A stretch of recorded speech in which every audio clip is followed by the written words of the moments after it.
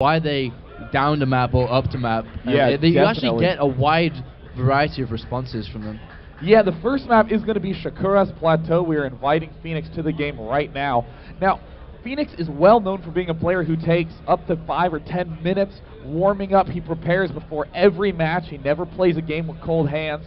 But he was actually practicing on scrap stations, so that really makes me feel like he has a trick up his sleeve. There's actually been quite a few anti-Zerg builds recently, especially on that map, because obviously the Zerg likes to go for an early hatch, as it's such a long rush distances. What I've seen players doing is hiding their tech once again, like we saw in the previous game, and going for a ton of Vikings, was number one, and then just getting rid of all the overlords that are usually around their base. And then there's a different couple of branches you can go down. You can either go Blue Flame Hellion drops after the Vikings, or you can actually go for a ton of Marines and Medivacs, and then land the Vikings you created at the start into the main. So there are a couple of varieties you can do, and if Fenix has been practicing one of them, I'm pretty sure that would be what he wants to do on there.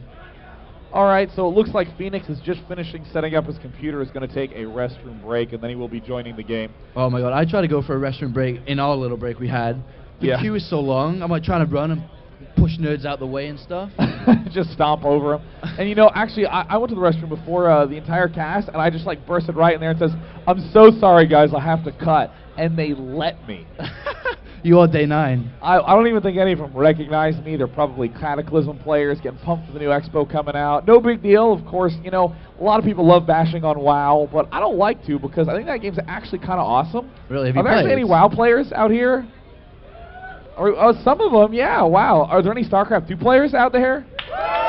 Okay. Good, I'm in the right area. Yeah. I don't play WoW, so I'd be quite surprised if it was more WoW here. I'm like catching them like, oh, there's more WoW fans than StarCraft. Alright, great. Actually, there's actually a surprisingly a lot of WoW StarCraft 2 fans. Yeah, there's a lot, actually. Not especially surprising. at BlizzCon, too. You could see that. It would make sense. That would make sense. As opposed to a lot of SC2 WoW haters at BlizzCon. So here's $150. I hate these games. Let's play some shooters. So in the meantime, Fenix again still is getting everything finalized. Now on Shakura's Plateau, part of the reason why people like to say that Zergs love it is that with the long distances, you have a lot of freedom to see your opponent moving out and then respond to the composition you see. You get the time to build units. That didn't happen with Dark Force in the last game against Nama. And if we just compare this map to Metalopolis for a second, the way the previous game, both players spawn, if you think about the third base, you actually have to go all the way around on Metalopolis, but on this map, you're always spawning on the other side to your opponent. You're never going to expand into your opponent. You're always going to be away, and it allows Zerg just to freely expand around the map. And especially if they open with some kind of harassment, they can control the middle and any Terran or Protoss push that comes through with all the creep spread, because the creep is very concentrated in the middle and it allows for a lot of different rushes to come in.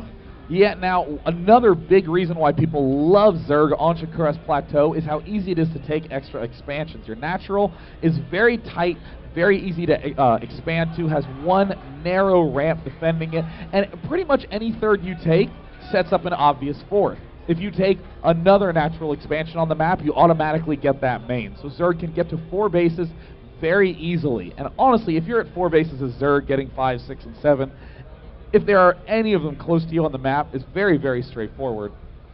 And I was just thinking why Fenix might not have down this map. If we go to the game he played against the Muslim on here, even though he did lose, he was so comfortable on it. He had drops all over the place. He really knew the map inside out. The way that he positioned drops, tank drops, marine drops, and that might be key into the reason why he didn't vote this one down, is he might know a way to abuse Zerg that likes to mass expand. Yeah, you know, I mean, the one thing to note is that better players always want longer games, because that just means more decisions to make. I'm better, so I'll make the better decisions. On a map like Shakura's Plateau, no matter what, the games are going to be long, given those distances and given the easy defense. So it looks like Fenix just wanted to make sure that he could do as much tactical abuse as possible. And I was really impressed, like you were saying, by the tactical abuse he did against a Muslim on this map. Yeah, and I'm pretty sure that's what we're going to see from him in this game. Fenix is now back in the StarCraft 2 arena and is going to get ready to play. MaDFroG is telling us that he is ready to go also, so we're going to get this game underway pretty shortly. And it's going to be interesting to see how MaDFroG plays this game out also. We talked a little bit about how Fenix is going to play it out, I wonder how MaDFroG. We've seen some extremely creative styles from MaDFroG. Yeah. I mean, in particular, the hidden hatch in main that got spotted, so he just went ahead and Nidus wormed away. Well, anything really can be coming out of MaDFroG, and it looks like both players are ready. So if you would like the Peruvian Terran Fenix from Fnatic MSI to win, give a cheer for your favorite Terran. And make some noise for SK MaDFroG. Oh, it is almost as though we are in Sweden right now. And interestingly enough, MaDFroG spawning in the top left as the blue Zerg, and Fenix not in the bottom right, instead in the top right, so they do share this very, very convenient attack path along this backside. Ordinarily, Zergs are very comfortable blocking this with spine crawlers, but against siege tanks, it still is a big problem. Yeah, definitely a big problem. Also, you got to think about the way the Overlord is going to travel in the correct way as well. So he's going to have sight range. He can put it behind the mineral line also, and at any time before he goes lair, he can send it in to scout. That's been a big problem with the games we've seen so far, that Zerg players haven't been able to scout. So he will be able to do that, and also he can put it close to the base. And if he wants to wait till lair, then he can go for the Overseer to send it in. I really want to see if MaDFroG decides to go for an early hatch, and he's sending out quite an early drone actually. Yeah, it looks like he's going to be doing probably a cross-map drone. Wants to get something sent through the middle to avoid any sort of cheesiness, any sort of gimmickness. Fenix now sending out an SCV to a location where Zergs will actually never spawn, ever. Yeah, no, that's actually quite a huge mistake. Wow. Like, why are you doing this? Does he not know? Okay, so for any of you who are unfamiliar with this concept, this is actually a very unusual map design choice. On Shakura's plateau, you will never spawn in vertical positions. It will never be one player in top right and one player in bottom right. Never, ever, ever, ever can that happen. It is one player on the left of the map, one player on the right of the map. So Fenix doing a critical error in scouting the close positions. I honestly wonder if he's ever even realized that he's never played that spot before. I'm going to feel so smart when I speak to him after. I'm going to actually educate Fenix. Fortunately, he doesn't speak English, so he's above our criticisms. Oh. Maybe if I draw the map out and draw an arrow down and put an X across it and be like, don't go that way. And just shake your head disappointingly. Either way, it looks like MaDFroG is throwing down the hatch and then the pool, so safe to do on this map because, again, narrow ramp and very easy to take natural expansion. Yes, it was 15 hatch and into 15 pool as well. Very safe build, and there's not going to be any aggression. We do have a Marine just moving around, making sure there wasn't any overlords around there. It will be going forwards, probably to the Zelnaga towers, and his barracks has been lifted up. Going to be surprised what he's going to do. And actually, he's going to go for a 17 command center. Wow. One racks into command center. And this is actually really smart. What a lot of players have been doing, well, smart Terran players have been doing, is they know you're going to go for a 15 hatch, so why wouldn't they go for an early command center themselves? And while Fenix immediately double gassing, going to be able to put a lot of pressure on. As a result, often players will get 4 racks after they take that expansion, but no, Fenix wants to tech up. And again, no reason to need to get 4 barracks because we can still defend this easily with just a bunker. Yeah, it's actually interesting. I wonder why he did go for the double refinery. Is that just to catch up in gas, do you think, so he can put down a factory or something? Yeah, often players will build a double refinery, throw guys in gas, and the instant they hit 100, pull 3 of them out again and just get 1 fast factory. Oh, and a lot of lings are coming out now, and altogether 8 lings have been produced. The bunker is almost done. A couple of Marines in there. 3rd one is almost out. They will be able to help defend against this. And unless MaDFroG manages to run by, I doubt that would be a pretty... Actually, it would be a very, very bad decision. And it looks like he will not end up doing any sort of run by. The command center is getting very close to done. There's the factory going down. Fenix hasn't yet transferred any workers there, but he does finish this orbital command. It looks like MaDFroG has 1 queen at his expansion, vomiting larva, and another queen in his main. Has he gotten any upgrades? No. Just patiently waiting, building drones and overlords, and abusing these really long distances. I'm just trying to think for Fenix.